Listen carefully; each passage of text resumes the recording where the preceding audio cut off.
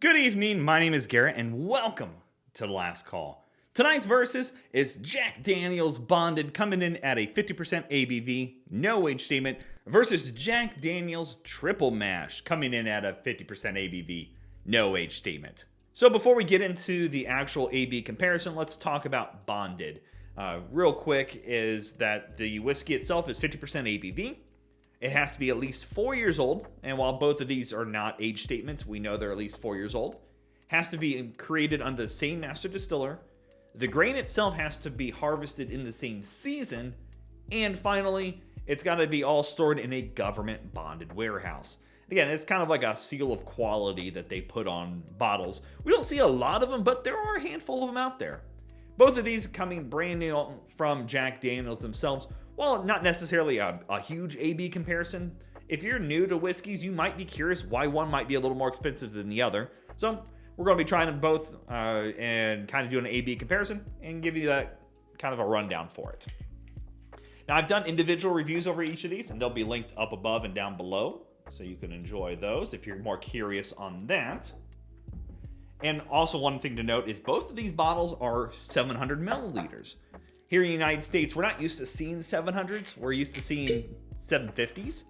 But more recently, they've allowed 700s to show up on the market. So you're probably going to see a lot more 700s and a lot less 750s. If the distillers, the companies can sell you less for the same price, they're probably going to. Interesting enough, I did not realize how close they were in color. This one might be a shade more caramel going on, with this one being a shade more red, but they are pretty darn close. It's interesting. All right, let's go for notes on the Bonded. And I really like the Bonded. It gives you a lot of those classic Jack Daniels, but kind of cranked up a bit more. You get this beautiful brown sugar going on and this maple quality with this nice light oak in there, almost toasted oak quality. And then I love this, and it's the peanut. I get like a nuttiness quality going on here, and almost like the shells of peanuts. Not quite like a peanut butter or anything like that, just like freshly roasted peanuts. And I think in my review I compared it to, back in the time where you'd get a bag of peanuts or a bucket of peanuts at your restaurant. You'd crack them and throw the nuts on the floor. Yeah, that's what my brain and nose think of those times. But it's got this no real ABV on the nose, just a nice, simple smoothness on that concept. And a bit of caramel in there, a little bit of vanilla, but they're not intermingling together. Yeah, I love that one.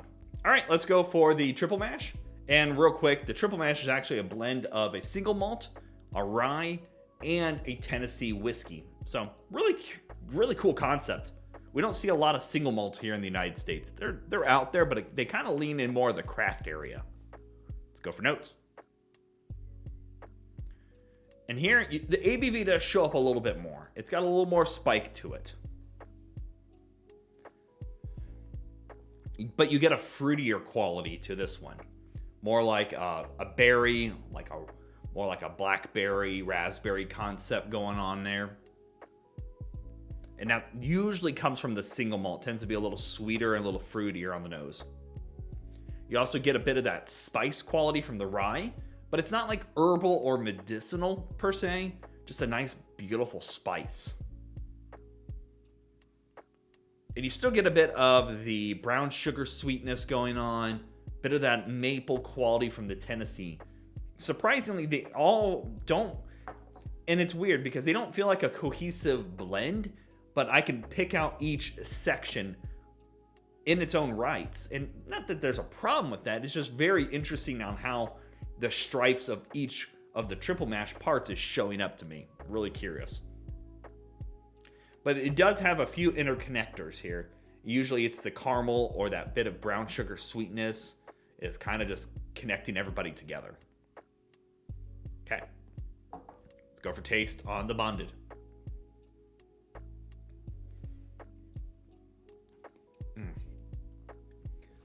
Got a beautiful mouthfeel to it. A bit of dry in there. Nuttiness for days. I love this one. Starts off a little sweet from that vanilla, from the caramel. Get that nice oak throughout the whole time. And then I get this beautiful peanut shell nutty quality going on, even on the taste. Gets a little bit of I'm getting a little bit of an herbal right now, but more like a tea herbal.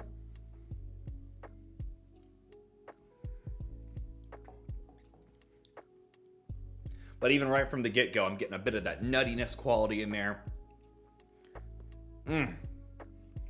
This is a great bottle in my opinion. It's really, really solid. I like all the components going on here. That maple sweetness is coming through. The bit of brown sugar is there.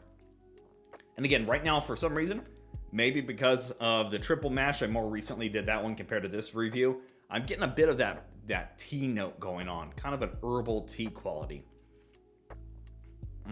And even in the mouthfeel, it just is a little warming. And it just has this beautiful, beautiful linger of oak and that bit of the nuttiness going on. Okay, let's go for the triple mash.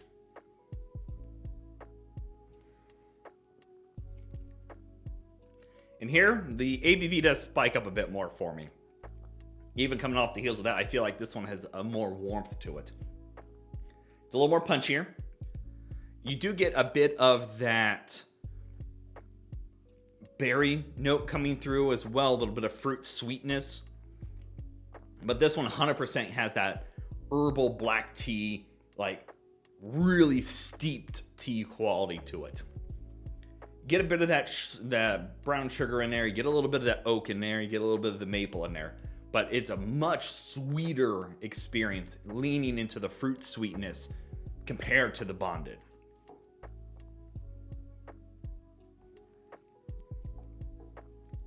Yeah, you're getting that kind of berry patch here at the beginning. That berry patch sweetness, a bit of vanilla, a bit of caramel.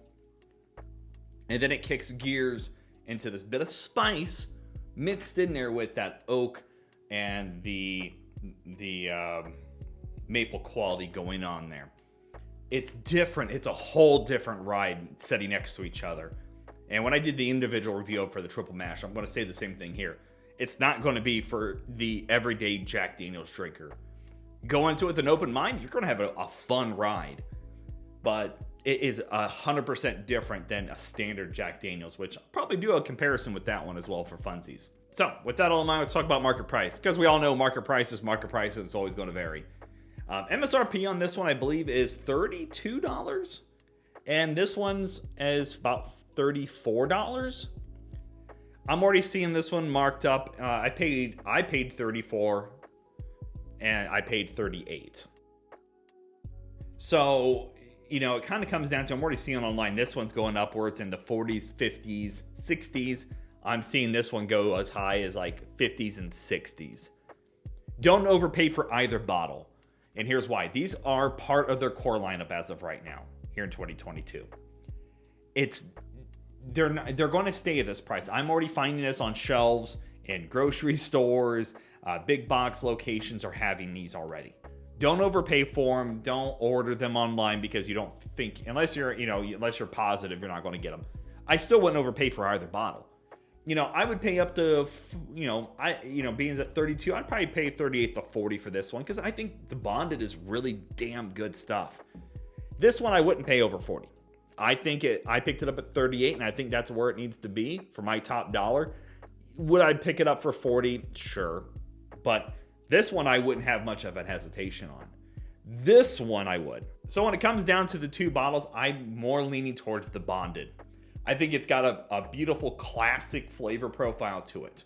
And if I'm looking for a good daily drinker or one that I'm a Jack Daniel's lover and I want to turn it up a notch, the bonded is the way to go 100%, especially for the price. At $32, I think it's a great buy.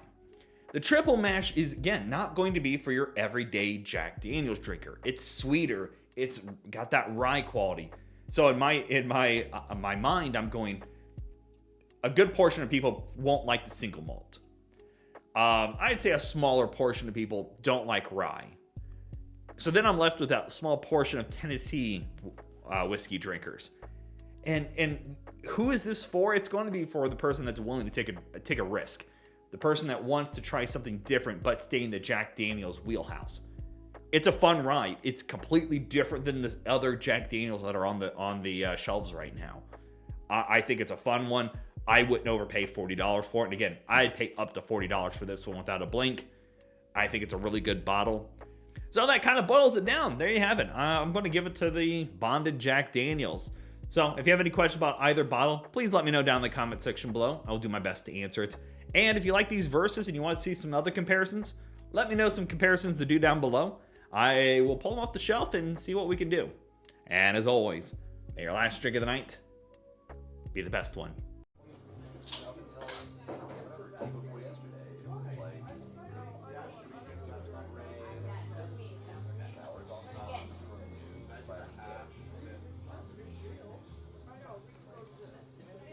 You know, and I even like it might